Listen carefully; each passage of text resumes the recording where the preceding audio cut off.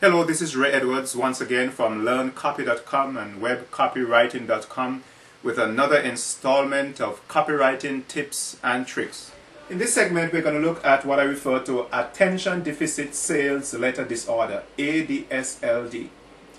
You know, for many marketers, attention is a precious commodity. Considering that consumers are bombarded with thousands of advertising messages each day, the question of how to make your message stand out from the crowd becomes even more critical.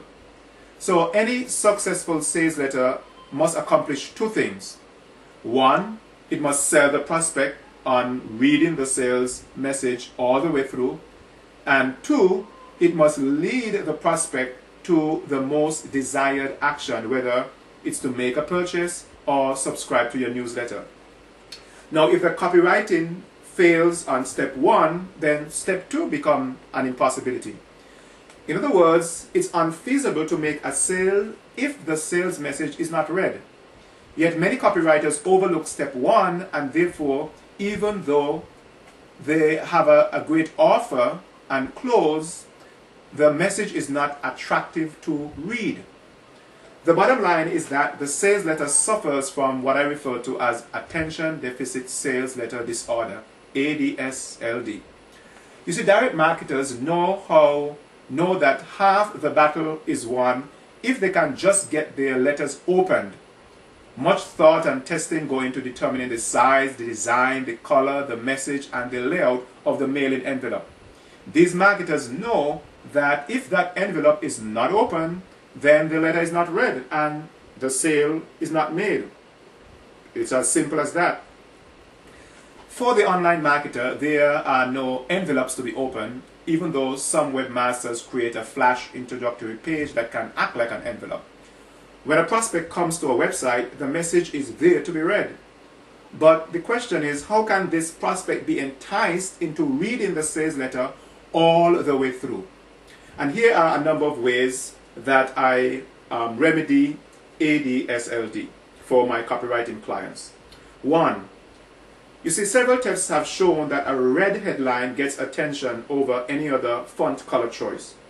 Red is often associated, you see, with danger, but it also says, this is important, read me. Think about a stop sign. Number two, remove anything from the page that doesn't support the sales message or distracts from the sales message. This includes most animated graphics and bright colors for the page background that would compete with the foreground text. Nothing beats just plain black font against a white background. So if you can keep the number of colors used to 3 or less, this will also help with readability. Number three, keep the text table width under 700 pixels.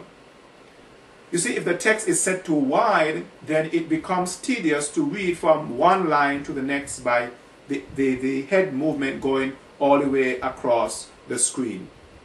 Number four, the headline must engage the reader to read the rest of the message immediately.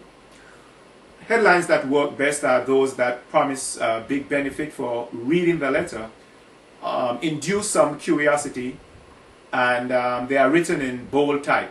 You should also have some newsy element to it as well. Number five, the format and layout of the sales letter should be inviting to read. A 12-point size Arial font works well online, and paragraphs should be kept under 5 lines, and appropriate highlighting and bolding and subheads, they all go to make the letter appear very easy to read. Number six, the lead-in or the hook for the sales letter must arrest the attention of the reader and seduce them into wanting to read the entire letter. This can best be done by making a bold promise for reading the letter itself. Great hooks include stories, factual statements of a surprising kind, and a strong testimonial from a user of the product. But whatever method is used, the lead-in has to break into the conversation that is already taking place in the reader's head. So using popular news items, will be familiar to your target audience is also another effective strategy. Number 7, There should be prompts all along the letter that encourages the reader to keep reading and keep reading. This could be as simple as writing, keep reading. One of the best strategies is to begin a thought process and break it with another subject and then return later to complete the thought.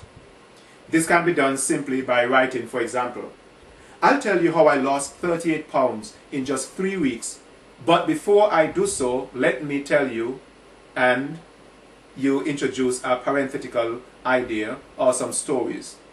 You're planted, you see an initial idea with which requires resolution, and the reader must continue reading in order to gain it. The newscasts always use this method. Then 8, be unique. If all the sales data in your industry looks the same, then why should your prospect read yours? You should try to go for a unique look and feel for your website. This may mean using a mascot or a humorous twist in your message, or what can be more unique than your picture or story. The fact is that you want to stand out from the crowd, and don't be afraid to push the envelope sometimes. One of the cardinal sins of copywriting is to be boring. Number 9 rather. Focus your message on the reader, not on your company or product. This is a major downfall of many big corporations, who think everyone should just know how great their companies are. But your prospect is basically motivated by selfish desires. The question you must be answering all through the sales letter is, what's in it for your reader? You see, often there is a debate about just how long a sales letter should be. But keep in mind that any person will read a 1,000-page book if it's all about them. A book about your company, well, that's another story altogether. You see, with thousands of marketers coming online, you'll need to fight more and more for the attention of your prospects. I've been able to use these same tips I'm sharing with you to win attention and increase profits for my copywriting clients. And you can do the same for your marketing message as well.